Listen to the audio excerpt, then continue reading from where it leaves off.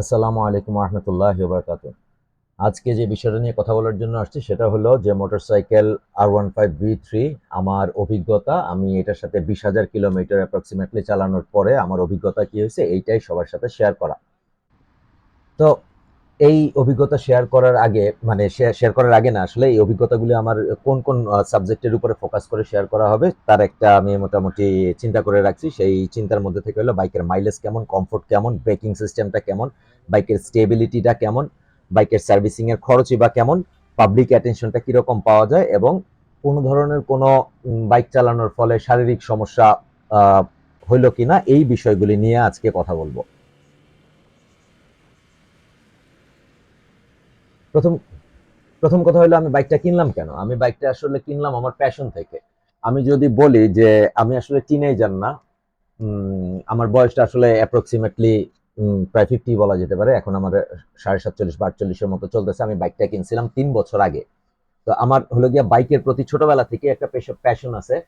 আর আমি বিভিন্ন ধরনের বাইক চালাইছি। আমি ক্রুজার টাইপ বাইক চালাইছি, কমিউটার তো ডেফিনেটলি চালাইছি।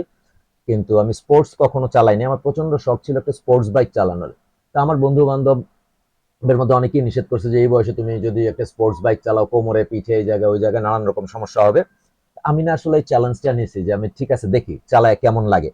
তো যেটা আমি এক্সপেরিয়েন্স করার চেষ্টা করলাম, বা আমার কাছেও মনে হয়েছিল যে আমি হয়তো এটা নিয়ে একটা ঝামেলায় পড়ে যেতে পারি। তো আমি যখন বাইকটা নিলাম, নেওয়ার পরে বেশ কিছুদিন নেওয়ার পরে আমার মনে হয়েছে যে আসলে আমার মনে হয় বাইকটা নেওয়া ঠিক হয় নাই। তার কারণ হলো যে হাতে প্রচন্ড ব্যথা হইতো, স্পেশালি ফোর আর্ম আর পামের মধ্যে, মানে হাতের তালুতে আর হাতের তালুর উপরের অংশে, কোন থেকে নিয়ে নিচের অংশের মধ্যে প্রচন্ড ব্যথা হইতো। তো পরে আমি ধীরে ধীরে দেখলাম যে এই বাইকটাতে বসার একটা জেস্টার আছে, মানে অন্যান্য বাইকের মতো ওইটা বসলেই হবে না। যাই হোক, সেই জেস্টারের বিষয় নিয়ে কথা বলতেছেন। তো ওইভাবে ধীরে ধীরে চালানো প্র্যাকটিস করার পর থেকে দেখলাম যে আমার হাতের ব্যথাটাতে ইত্যাদি ইত্যাদি এগুলা মানে মোটামুটি সয়ে গেছে। তো এখন ব্যাপার হলো যে এটা যে এই বাইকটার সাথে আমার যেটা এক্সপেরিয়েন্স, অ্যাডজাস্ট করতেও মোটামুটি 20 থেকে 25 দিন রেগুলার চালানো লাগে, বা আমার লাগছে আর কি ওইটার সাথে অ্যাডজাস্টমেন্ট করতে। শুরুতেই যদি বলি বাইকটার কমফোর্ট কেমন, বাইকটার কমফোর্ট বললে শহরের মধ্যে যদি চালাইতে হয় আর সেটা যদি হেভি ট্রাফিকের মধ্যে চালানো লাগে তাহলে বাইকটা কমফোর্টেবল না। আমার এখন পর্যন্ত পাম পেইন হয়, ফোরআর্ম পেইন হয়। তো আগের মতো তো সিভিয়ার লেভেল হয় না, কিন্তু হয়। আর যদি হাইওয়েতে চালানো যায় এবং চালানোর মতো যদি রাস্তা থাকে, দিস ইজ অ্যাবসলিউটলি ফাইন। তেমন কোনো ধরনের কোনো সমস্যা হয় না, এবং আমি কমিউটার চালাচ্ছি না স্পোর্টস চালাচ্ছি, সেই সময় এটা আসলে ওইভাবে ম্যাটার করতে থাকে না। যদি এখন বাইকের মাইলেজ নিয়ে কথা বলি, আমি শহরের মধ্যে মাইলেজ পাইছি 38, 38.5, 39, এবং যখন আমি হাইওয়েতে নিয়ে গেছি বাইক, এবং আমি প্রায় 600 কিলোমিটার হাইওয়েতে রাইড করছি 3 দিন 4 দিনে। তো ওই সময়টাতে আমি দেখছি যে আমি মাইলেজ পাইছি 41 টু এরকম। আমার সাথে আরো একটা বাইক ছিল, ইন্দোনেশিয়ান ভার্সন R15 অফকোর্স, ও মাইলেজ পাইছে 43-45-এর মতো। এই ধরনের একটা মাইলেজ পাইছে, আর শহরের মধ্যে মাইলেজ 38-39 এরকম একটা মাইলেজ পাইছি। ব্রেকিং সিস্টেমের যদি কথা বলি, ব্রেকিং সিস্টেমের কথা বলতে হলে এটা হলো ইন্ডিয়ান ভ্যারিয়েন্ট আমি যেটা চালাই। এইটার মধ্যে সামনে এবং পিছনে দুই জায়গায় এবিএস দেওয়া আছে, এন্টি লক ব্রেকিং সিস্টেম।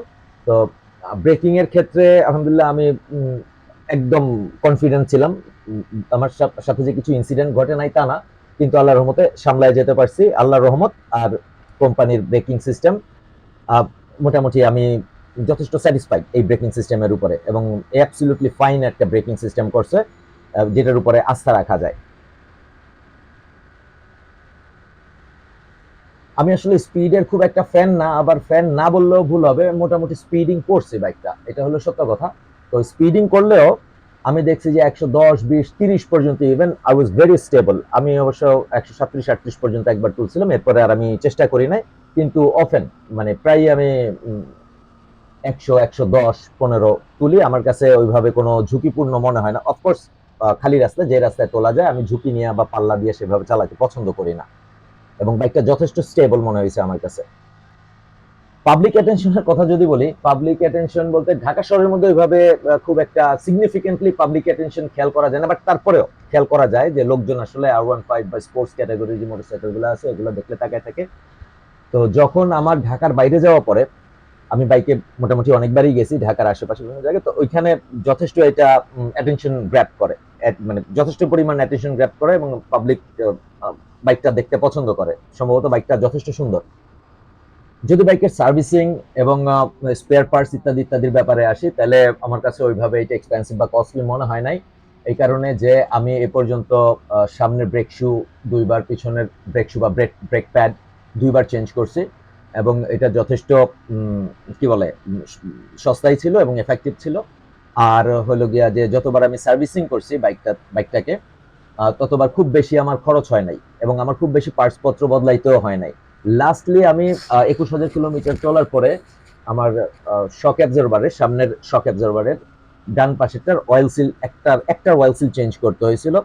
এই পর্যন্ত। আর এমনি যে টুকিটাকি ধাক্কা টাক্কা লাগছে, খোঁচাখাচি লাগছে, সেগুলির ব্যাপারটা তো একেবারেই আলাদা। বাট এটার সার্ভিসিং এও খরচ অত একটা বেশি না। এখন যদি বলা যায় যে এই বাইকটা চালানোর কারণে আমার কোনো শারীরিক সমস্যা হলো কিনা, to be very honest and frank, না, কোনো ধরনের শারীরিক সমস্যা হয় নাই। আমি বাইকটা যখন কিনি তখন আমার এক্সেসিভ ব্যাক পেইন ছিল পুরা পিঠেই। যাই হোক, সেটা কেন হয়েছে, কিভাবে হয়েছে, সেটা আর বললাম না। কিন্তু এই বাইকটা চালানোর কারণে কোনো ধরনের কোনো ব্যাক পেইন বা কোনো ধরনের কোনো ফিজিক্যাল হ্যাজার্ডের সম্মুখীন আমি হই নাই সোফার। তবে হাইওয়েতে যখন আমি চালাইছি তখন যেহেতু একটু লিনিং পজিশন, আমার কাছে মনে হয়েছে যে আমার ঘাটটা মনে হয় একটু লম্বা হয়ে যাবে, যেহেতু একটু ঝুঁকে থাকতে হয়েছে। আর মাথার মধ্যে একটা হেলমেট ছিল, হেলমেটের সাথে আবার অ্যাকশন ক্যামেরা মাউন্ট করা ছিল। তো এই কারণে হয়তো একটু ঘাড়ে পেইন হয় নাই, কিন্তু ঘাড়ে একটা অস্বস্তি লাগতেছিল। আমি সকাল থেকে চালানো শুরু করছি, সন্ধ্যার দিকে যে অস্বস্তিটা হয়েছে। তো সেভাবে আমার বাইক চালায় কোনো শারীরিক সমস্যা হয় নাই। ওই যে এর আগে বললাম যে প্রপার বাইকটাতে বসার এবং রাইডিং যে জেস্টার আছে, এটা যদি মোটামুটি ফলো করা যায়, তো আলহামদুলিল্লাহ খুব একটা অসুবিধা হওয়ার কথা না। এই হইলো ব্যাপার। সোফার এইটার ব্যাপারে আমার ফাইন্ডিংস হলো এটা। আর যে ভিডিওগুলা আমি ব্যবহার করছি আমার এই বয়ান দিতে যায়, এই ভিডিওগুলি আমার একটা লং ট্যুরের থেকে নিয়ে করা ভিডিও। এই ভিডিওগুলা এনজয় করেন।